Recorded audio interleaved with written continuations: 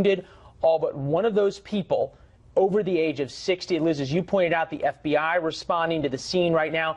They received calls to the shooting a little after 11 a.m. Central Time.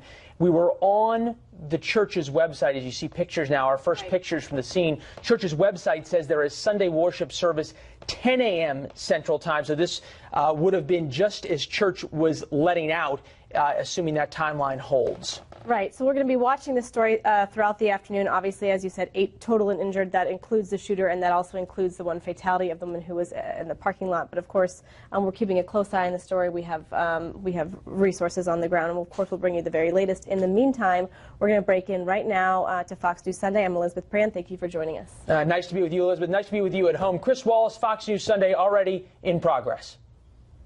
To deliver life-saving vaccines to the world's poorest children, all right now on Fox News Sunday. And hello again from Fox News in Washington. We'll get to President Trump's confrontation with black pro athletes in a few minutes. But first, the clock is ticking on Republican leaders' deadline next Saturday to dismantle Obamacare and keep their promise to conservative voters.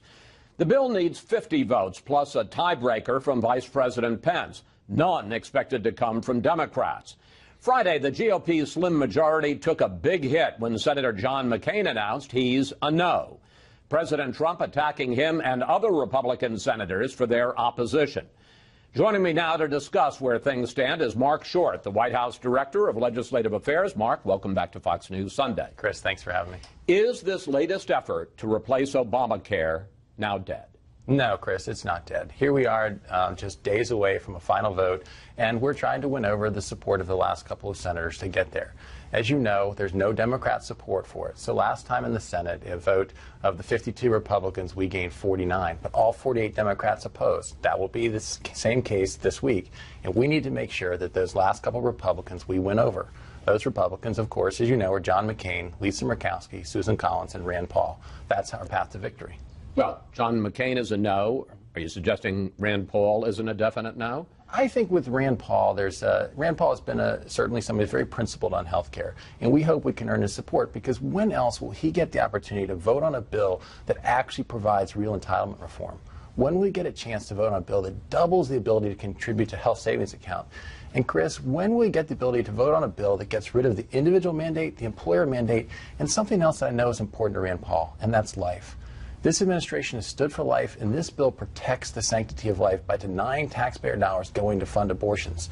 If Rand Paul is the final vote here, it's hard to see how he could go to his pro-life supporters and say, I had the chance to protect life, and instead I went the other way. But Rand Paul has made it clear he wants to repeal Obamacare. He says, and in fact the bill does leave a lot of Obamacare, including all of the taxes in place. He calls it Obamacare light. Chris, I think that the support that Rand has given in previous efforts, we supported as well. As you recall, last time there was a vote on a simple repeal measure that failed 45 to 55. The president said he would have supported that.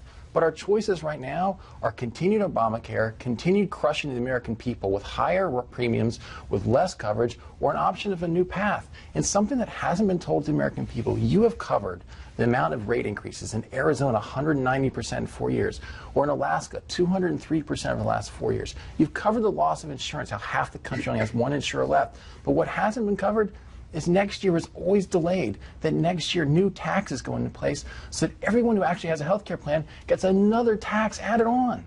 All right, let's assume that they mean what they say and that McCain and Paul are no's, firm no's. That leaves you no margin for error. You've got to get everybody else. There are a number that are uncommitted or leaning no, like Susan Collins. Here's what President Trump said at his rally on Friday. The most will be is 1 or 2 votes short. You can't quit when you have 1 or 2 votes short. You can't do it.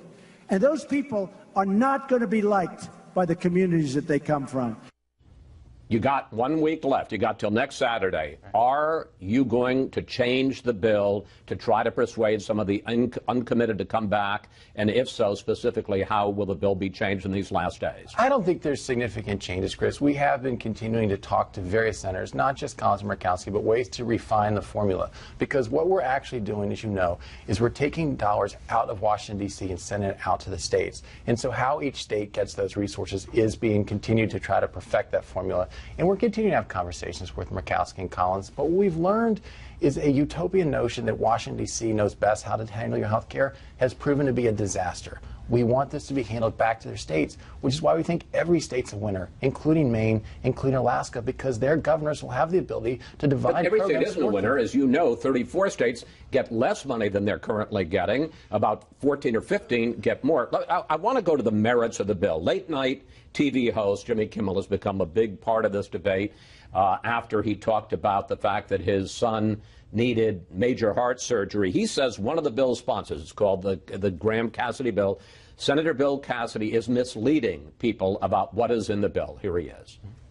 He said he wants coverage for all, no discrimination based on pre-existing conditions, lower premiums for middle-class families, and no lifetime caps. And guess what? The new bill does none of those things.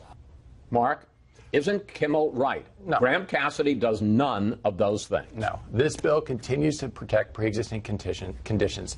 Bill Cassidy is a doctor. His wife's a doctor. They know how they structured this. Bill Cassidy is exactly right. But I want to go back to the point you made about winners and losers in this. Because the reality is today, Chris, over 30% of Obamacare dollars go to California and New York. It is not a level playing field.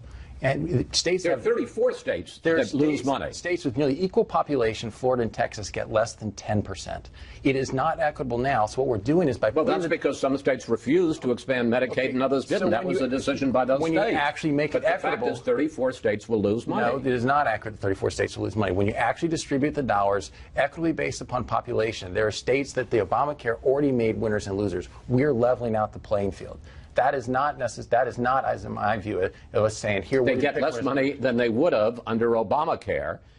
And the reason that they're going to get less is because it wasn't that the Obamacare law chose winners and losers. It was that the states chose. And they decided whether to go with Medicaid expansion or not. But I want to press on this point of pre-existing conditions, because the Republican bill says states can get a waiver. Let's put this up on the screen. States can get a waiver from Obamacare protections if they explain to federal bureaucrats how the state intends to maintain access to, and this is the key phrase, adequate and affordable health insurance coverage for individuals with pre-existing conditions without ever explaining what adequate and affordable coverage is. And then on the very next page, the Graham-Cassidy bill says that, yes, states can increase premiums for people with pre-existing conditions. That's a loophole big enough to drive a tank through. Chris, those are two separate questions. Do you want Washington, D.C. choosing the rates all across the nation for all sorts of factors? That's a different question than guaranteeing pre-existing conditions. The bill guarantees pre-existing conditions. No, it doesn't. You're correct. No, it doesn't. It just says that they have to forgive me, sir. It says that all they have to do is get a federal waiver that they have adequate and affordable coverage without ever explaining what adequate and affordable coverage is. That's not a guarantee. Adequate and affordable coverage will be guaranteed to every one of those states that apply. But what's the definition of adequate and affordable, and what does it mean when a state can raise premiums? That is a separate question. And do you want Washington, D.C. dictating across the country what those rates are for everybody, regardless of conditions? What good is insurance coverage if you can't afford to buy it? Because you're also providing additional financial support to those states so they can make sure that those rates stay low for all different individuals and all different classes, including those with pre-existing conditions. Chris? Well, there is no statement as to how much that's going to be. And in fact, it says states can raise premiums for coverage for pre-existing conditions without any guidelines. There's no question it's going to be higher in some states than it is under Obamacare. There's going to be some states higher, some states lower, Chris. Do you want Washington, D.C. seeing... So if you got pre-existing conditions in a state where it's higher, you're out of luck. No, you're not necessarily out of luck, Chris. You're going to make sure that the vast majority of Americans are going to benefit from having lower costs. It doesn't mean that every single individual will have a lower premium, because that is not what we want Washington, D.C. doing. We want states to have the flexibility to determine that for their own people. I want to switch to another subject, as if health care isn't a big enough issue. The White House and congressional Republicans are rolling out your tax reform plan this week. And I want to ask you about two specific items. Senate Republicans have agreed to a tax cut that would amount to $1.5 trillion in lost revenue, lower revenue, over the next 10 years. Whatever happened to the Party of Balanced Budgets? Well, the Party of Balanced Budgets in the White House actually submitted a budget that balanced over 10 years. This administration continues to be committed to making sure that we're being fiscally responsible. But with a tax cut that adds $1.5 trillion to the national debt? It allows for a short-term decrease in order to provide growth that we think will bring in more revenue in the long term to the economy, Chris. There's a large debate that you know between static scoring and dynamic scoring. In many cases, the dynamic scoring will show much more significant growth, but that's not what Congress uses official budget offices. So you have to allow for that in the short term. What we're interested in doing is seeing the economy grow. The economy has been struggling for way too long. The growth in this country for 10 years has been dismal. We need to turn it around. This president's begun to do that by pulling back the regulatory state. And when we lower taxes, you will continue to see our economy grow at significant rates. The president has also said recently he wants to cut taxes in the middle class, not necessarily for the wealthy. But there's a new report out this weekend that says that this plan is going to cut the top rate from 39.6% to 35%. Why do those folks at the very top need another tax break? We don't think they do. The president is focused on middle-class tax relief. However, are you cutting the tax rate? What the president is doing, Chris, is he's eliminating all those deductions that most often the wealthy take advantage of. Many others do not get that chance. Our tax code picks winners and losers. By getting rid of those deductions, then people with the higher income will have to pay more taxes. Therefore, we're nominally lowering the rate to offset the deductions we're getting rid of. So officially, it's going to be 35%. No, sir, I'm not saying that. There's still conversations. The president will have to sign off on that, and he'll make his announcement on Wednesday what the final number is. Finally, I want to ask you about this racial controversy the president has gotten into this weekend. At his Friday rally, the president went after players like Colin Kaepernick, who take a knee during the playing of the national anthem to protest the state of race relations. Here's the president on Friday. Wouldn't you love to see one of these NFL owners, when somebody disrespects our flag, to say, get that son of a bitch off the field right now, out, he's fired. He's fired! Then, on Saturday, the president pulled back an invitation to the Golden State Warriors and their star Stephen Curry to come to the White House, as all teams do when they win a championship. And LeBron James tweeted this to the president in response: "You bum. Stephen Curry already said he ain't going, so therefore ain't no invite. Going to White House was a great honor until you showed up." Mark, does the president regret reopening the racial wounds started after Charlottesville? I don't think he's reopening the racial wounds, Chris. I think there's two separate issues here. One is that all across America, high school coaches are getting punished for leading their players in prayer. They're getting punished and disciplined for asking their players to pray. Yet in the NFL, players who take a knee over a flag that many of our generations preceding us have died to protect the freedoms there, they somehow get honored as martyrs by the media. The president is pointing out that that shouldn't be accepted. They have a First Amendment right to do that, but NFL owners also have a right to fire those players. Separately, let's talk about the Curry invitation to the White House. The president's already hosted the Patriots, the Cubs, the Clemson Tigers, all great ceremonies. Steph Curry is a phenomenal basketball player. He's a great story. In many cases, he's a role model for young kids. My son wears his jersey around the house all the time. He went to a small school because top Division I schools overlooked him. He worked hard and is now the president disinvite him and the Golden State Warriors. One of the best players in the NBA. But he's the one that injected politics into the invitation to come to the White House. That is what the president's reacting to. Other national championship teams have come to the White House honorably. They're trying to make a political issue out of this. The president said, fine, don't come. But this obviously has a racial component. These are black players talking about the state of race relations in the country. They're not burning flags. They're not chanting. They're simply taking a knee. I mean, you can argue whether or not it's the right or wrong thing to do. I think there are ways to show your concern on social activism without having to dishonor the flag. And I think that the president is not looking at this through a racial lens. He's making a case that there was plenty of African-American athletes on all those national championships that the president welcomed to the White House, Chris. They're the ones that chose to make a political issue out of this. I want to just put up one more tweet. This is a tweet from the president in 2013. Let's put it up on the screen. This was during the controversy of the Washington Redskins and President Obama, and this is a Trump tweet from 2013. President should not be telling the Washington Redskins to change their name. Our country has far bigger problems. Focus on them, not nonsense. So at a time when you're trying desperately to get votes for health care, at a time when you're rolling out your tax reform, does the president really need to get into a fight with Stephen Curry and LeBron James? I think, Chris, we have a lot of priorities in front of us right now. It's not just health care, it's also tax reform, it's also a lot of foreign policy issues. And so I think the president is focused on those issues and is continuing to make sure the White House is focused. So should the president take his own advice that he gave to Barack Obama? I'll let the president decide what he's tweeting. I think that there's a lot of people in America who have condemned the president's tweets, but they've proven very effective so far. Mark, thank you. Thanks for joining us, and we will focus on what happens in the Senate on health care this week. Thank you for coming in. I appreciate it. Up next, we'll bring in our Sunday group to discuss the fate of repeal and replace. Plus, more on the controversy the president has stirred up over players kneeling for the national anthem.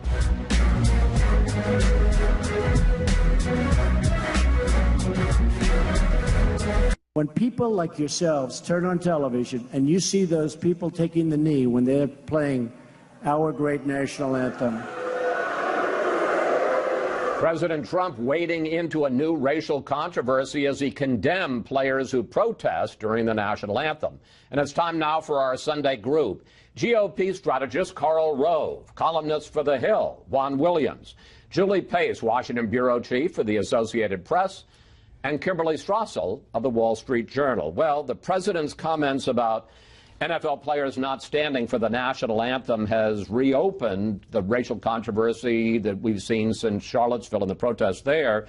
And Mr. Trump has kept at it this morning. Here's what he tweeted. If NFL fans refuse to go to games until players stop disrespecting our flag and country, you will see change take place fast. Fire or suspend. Juan, where is this headed? I think you're going to see more protests today, and I think that as we go into the NBA season, I wouldn't be surprised if there's going to be some kind of expression there. And I'm not only talking about from players, but from fans. Recently we saw in Boston somebody hung a banner that said racism is as American as baseball. I think this has now created sports as a platform for the discussion of race in the country. And, of course, the owners have the right to fire or not hire, in the case of Kaepernick, whoever they choose. But for the President of the United States to be speaking up about firing an ESPN anchor, now about firing NFL players to disinvite Steph Curry, it seems to me that he is now injecting himself and politics into sports in a way that we haven't seen recently. We know about Muhammad Ali, Curt Flood, go back to Jackie Robinson. And by the way, the gesture being made by Kaepernick is not popular. I think Trump can be effective in terms of speaking to a base of people who think that Kaepernick is wrong. And by the way, I think Kaepernick is disrespecting the flag. It's not something I would do. But his right and the fact that he is speaking out about something of substance in terms of the relationship between police and the black community and the Black Lives Matter movement, it seems to me that strikes a chord with people while Trump is playing politics in a way that I think is very divisive and hurtful, especially after Charlotte. Kim, I think it's fair to say that Mr. Trump, if you just look objectively at the numbers, has gotten some of his lowest ratings in public polls on his handling of race relations at a time when he is pushing and desperately needs to get a win this week on health care, when he's going to roll out his new tax plan. Does he really need to even have this fight? No, I mean, this wasn't the best time to have this fight. He's got health care, he's got to focus on tax reform. And we've been seeing as he's been out there doing this push for tax reform in particular, the importance of the role of the president keeping the country focused on this and getting behind a Republican Congress and doing it. Now, that being said, I don't necessarily think that this is President Trump talking about race. This is President Trump. This is actually an issue. It's like a 70-30 issue out there. Americans do not like to see people kneeling and disrespecting the flag. He's talking about this in terms of the flag. But we're talking about black players making a statement about black and race relations in this country. It's a race issue. Well, right, except for that I think many more people view it as disrespecting the flag. I mean, yes, I guess it's a racial issue, but as Mark Short said earlier, are there other ways that you can, in fact, voice your disapproval with the racial situation in this country without making it about the flag? I mean, the only point I'd make, and I have problems with it too, what he's doing, but the people in power don't get to tell the people who are protesting what's the right way to protest. Well, no, everyone has. That wasn't true in civil rights. I'm not saying they don't have a right to do it. Everyone has a right to do it, but the fans are not obliged to like it, and go to the games, and watch TV. Carl? A president has two very valuable assets: his time and his voice. Mm-hmm. And this president wastes it when he engages in things like this. We had an argument over whether Meryl Streep was a good actress or not. And now he has joined this fight, much to his own disadvantage. He's in the middle of two big fights, and this distracts from it. And there are better ways for the president. I was struck by a line in his speech in New York last week. At the UN? At the UN. He said, "We aspire to the approval of history." What if instead of standing up and swearing at them, he had said, "I understand they have a right to do this, but we stand and respect our flag, not because of America's imperfections, but because we are constantly as a nation aspiring to the approval of history. We salute the flag because of the struggles and the sacrifices of generations of Americans to make this a better country. And that's why we stand and salute our flag and why we put our hand over our heart." And he could have come away the winner. But he is walking away from this a loser in the minds of the American people for exactly the reasons that you pointed out. He was against the federal government and against the government interfering in telling the Washington Redskins what their name ought to be. And now he is saying, fire those people if they don't stand and respect the flag. He's an aspirational figure. He should not be a condemnatory figure. Okay, let's talk about health care, which is what should be, it seems to me, the real focus. And in fact, it's the president stepping on his own message here.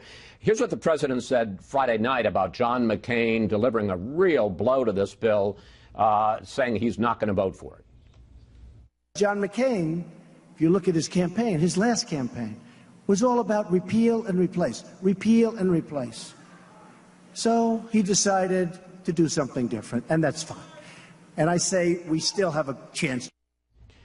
Julie, do they have a chance? It was very interesting to me that you had Mark Short, the man in charge of counting votes at the White House, somehow thinking he's going to be able to change Rand Paul's mind when Rand Paul has been really strong. If it's not repeal, I'm not voting for it. And what about potential changes that are being talked about? Yeah, it's interesting. I've been hearing that from White House officials the last couple of days. There are three senators on the table right now. It's Murkowski, Collins, and Rand Paul. And White House officials think that Rand Paul is actually the senator that they could potentially flip here in the next couple of days.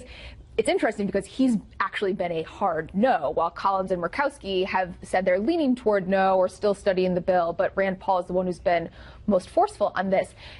I do think it's hard to see what they could insert in the bill last minute to get Rand Paul to flip, because his whole point is that he doesn't think this bill fully repeals Obamacare. He wants that law to be completely wiped away. There would be a lot of changes that you would have to make that could potentially flip other senators in the process. Murkowski, I think, is possibly still on the table for flipping. Collins was out this morning looking like she's going to be a strong no. They have a slim window here, but it is tiny right now. I think that they have a lot of work to do in the next couple of days. I got about 30 seconds, and Kim, I want to give it to you because I know you think this is going to be a big mistake for the Republican Party if after 7 years they don't repeal and replace Obama. It's a disastrous mistake, and it's not just going to affect health care either. They're going to then again have another defeat headed right into this tax reform debate that they're about to have. They'll be disunified rather than unified, and it does not bode well for their other priorities. All right, we have to take a break here. When we come back, as if all of that wasn't enough, things get personal between President Trump and the leader of North Korea. And the investigation into Russian interference in the 2016 election heats up. Plus, what would you like to ask the panel about Special Counsel Robert Mueller's probe of people around the president? Just go to Facebook or Twitter at Fox News Sunday, and we may use your question on the air.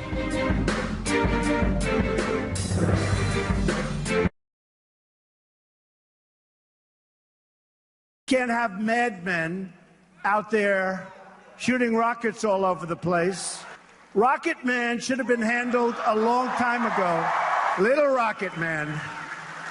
We're going to do it because we really have no choice. President Trump keeps taunting North Korea's Kim Jong-un at a campaign rally in Alabama Friday night. We're back now with the panel, and let's give you the latest on the confrontation with North Korea. U.S. bombers flew off the coast of North Korea Saturday. It's the furthest north over the DMZ. They were not over North Korea. They were to the east of it in the ocean. The furthest north they've gone this century. North Korea's foreign minister fired back at President Trump at the United Nations. Here he is. Trump, a mentally deranged person full of megalomania and complacence, the person who is chastised even by American people as Commander in Grief, Lion King, President Evil. And President Trump tweeted in response, if he, the foreign minister, echoes thoughts of Little Rocket Man, he won't be around much longer. Julie, is there a strategy here? Great question. Look, people at the NSC and at the State Department don't find this trading of personal insults to be particularly helpful, but within the president's circle of political advisors at the White House, they are pretty willing to let him take this road. They think that it shows that he's not going to be cowed by North Korea. They think it shows that he's going to give it right back to them. He's not going to back down. Does it solve, though, the actual nuclear problem? No. I mean, right now we're seeing North Korea's nuclear program move in one direction, and that is gaining capacity, continuing to have tests. We're seeing that Pyongyang is not going to back down because of new sanctions from the UN, new sanctions from the United States. So it leaves the Trump administration in the exact same position that the Obama administration was at the end of President Obama's tenure, which is that you're looking to China, you're hoping that China takes some steps that they are, kind of tweaking the edges on right now, but not going full throttle on, and basically the administration is stuck right now. Kim, how do you think President Trump is handling the threat from North Korea? Both this very inflated rhetoric, we knew it's going to come from Kim, it doesn't usually come from an American president, and also his handling of the diplomatic and economic situation, especially getting China to try to tighten the noose around North Korea. Well, let's step back and just remember what the point of that UNGA speech was, this United Nations speech was, which was to get the attention of China and Russia. And I think you certainly did that. Now, a lot of the attention has been on the insults, but the goal of the administration was to go in and say, there's a new sheriff in town. This is not the Obama administration, and we will act. If you don't go in and police your own area, then we will do it for you. And I think that message certainly got across, and then combined with the new sanctions that were put in this week. So I think the people to watch are, in fact, China, and see whether or not they get a lot more serious, because that is a weak link right now in terms of actually bringing down North Korea. But the reality is, behind the scenes, even though Trump is talking tough on military action, when you talk to officials at the Pentagon or at the State Department, they're pretty candid about the realities of a military option. They don't see that as where this is headed right now. All right, I want to turn to another big story, and that is how aggressively, and we found out this week just how aggressively Special Counsel Robert Mueller is pursuing his investigation into Russian interference in the election.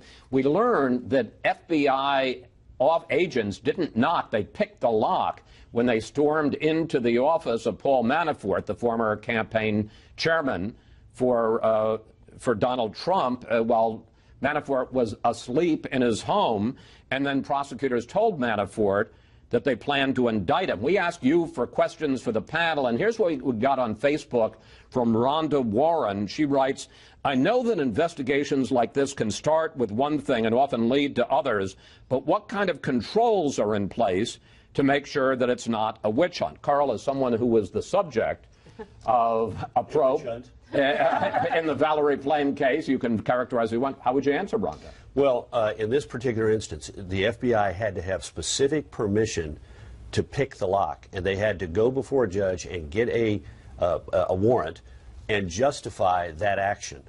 And they would basically have to prove to the judge that there was a high expectation that Manafort, if they knocked on the door, would be destroying evidence. If they didn't have immediate access, that they could be at that risk. So are you okay with it then? Well, I assume that a judge had to be convinced. Look, let's step back, to use Kim's phrase. I don't think the president has much exposure. I don't think he has any exposure on collusion. I find it hard to believe that Mueller would try and make the case that it was obstruction to fire the FBI director. The president could fire anybody. But I do think Paul Manafort and Mike Flynn have real exposure, not on things apparently connected with a campaign. Manafort has to do with his work on behalf of Ukrainian and Russian influencers, and Flynn has problems with having taken money from foreign governments. So, but Manafort is clearly in the crosshairs. And the thought is that if you squeeze Manafort or Flynn enough, maybe they flip on the president? Well, but, you know, I find it hard to believe that there's anything to flip on. I just, you know, look, Donald Trump Jr. has got a problem. I don't think it gets him into legal difficulties, but he's got an optics problem of saying, well, I took the meeting with the Russians who are going to give us bad stuff, and there's mention of Russian government officials in there, but they get nothing out of it. But no, I don't think the president has to. Here's how President Trump dealt with the Russia controversy during that rally in Alabama. It is one great hoax. No, Russia did not help me. That I can tell you, okay? Any Russians in the audience? Are there any Russians in the audience, please? I don't see too many Russians. He does know how to make a speech. Oh, let me tell you, he's great TV. One of the odd things he said in that speech was the NFL's having trouble because people are watching me, he says of himself. We got about a minute. Your thoughts about how aggressively Robert Mueller is pursuing this, and we found out this week just how aggressive it is. It's very aggressive, and don't forget, in addition to the instance at Manafort's house with the lockpicking, you have increased demand for documents from the White House by the Mueller team. The documents seem to relate directly to the firing of Manafort, firing of Flynn, potential for obstruction of justice in terms of how the description, the rollout on the meeting that took place in June 2016 was handled. So you have that, and then you have the White House. Maybe this is the way we should look at it, Chris. They seem concerned because they've been attacking Jim Comey's credibility pretty aggressively, suggesting that because of those leaked documents, he violated some confidentiality, and that maybe the Justice Department should go after him. To be continued. Thank you, panel. We'll see you all next week. Up next, our exclusive interview with Microsoft co-founder Bill Gates on his foundation's remarkable efforts to save millions of lives. And we'll also find out what kind of smartphone he uses.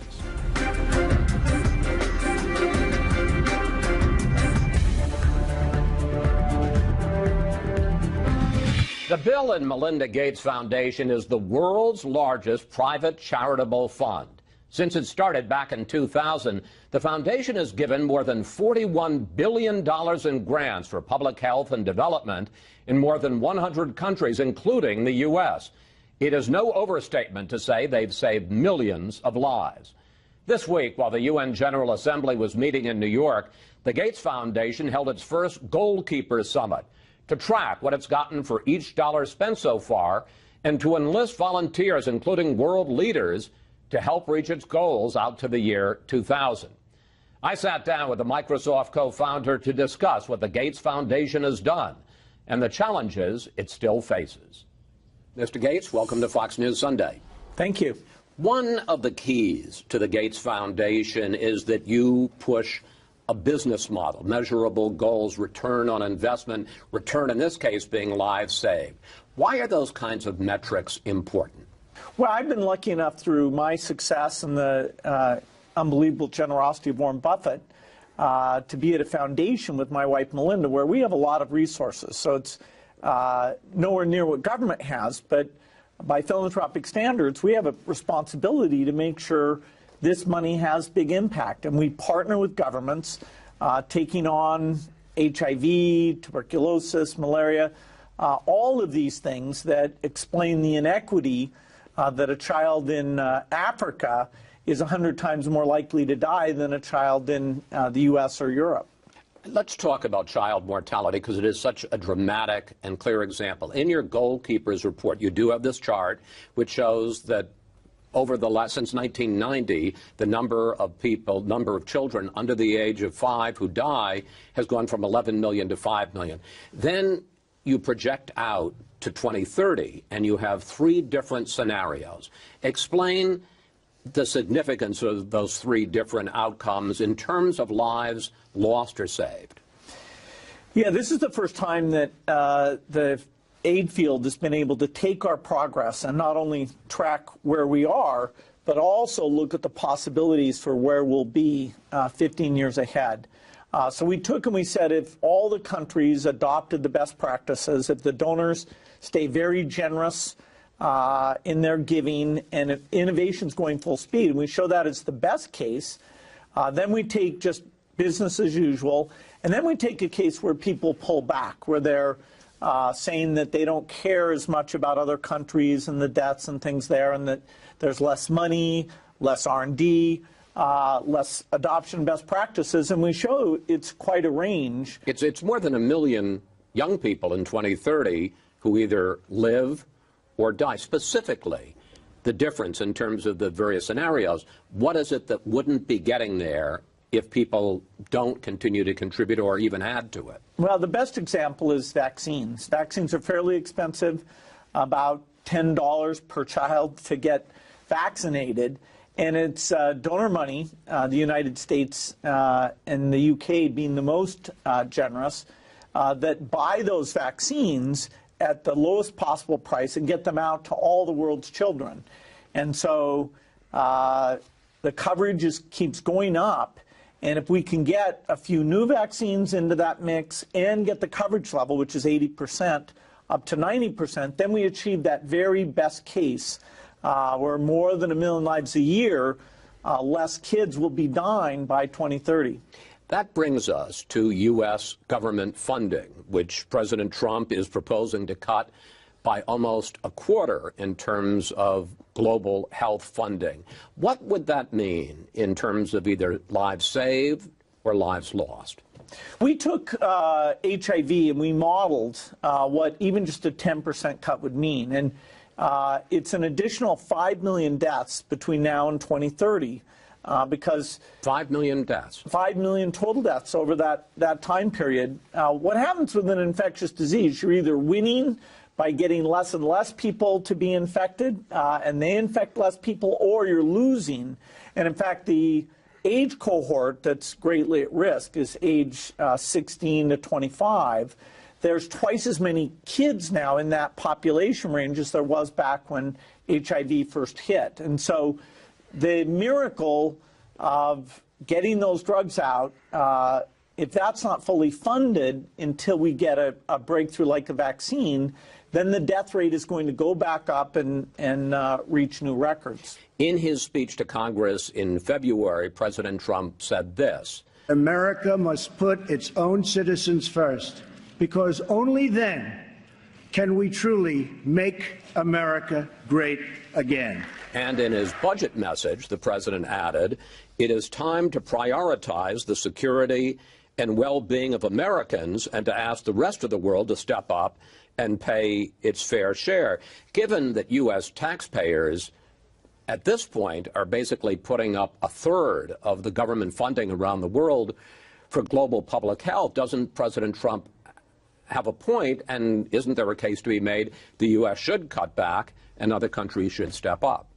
Well, the United States is not giving percentage-wise as much as the European countries. The UK, Germany, Sweden, Norway give 3 times as much as a percentage of their economy. The US, not in total dollars, but as a percentage of their economy. Okay. Yeah, which is viewed as the kind of the fair metric. The U.S. It has a huge economy, and what we have given is phenomenal. We also fund a lot of the research that's very important into creating these new tools. If we back off from the commitments that were actually made under President Bush, PEPFAR, the HIV and the malaria work come from his initiatives, then it would be tragic for these countries, for their stability, for having their health systems be able to stop pandemics early on.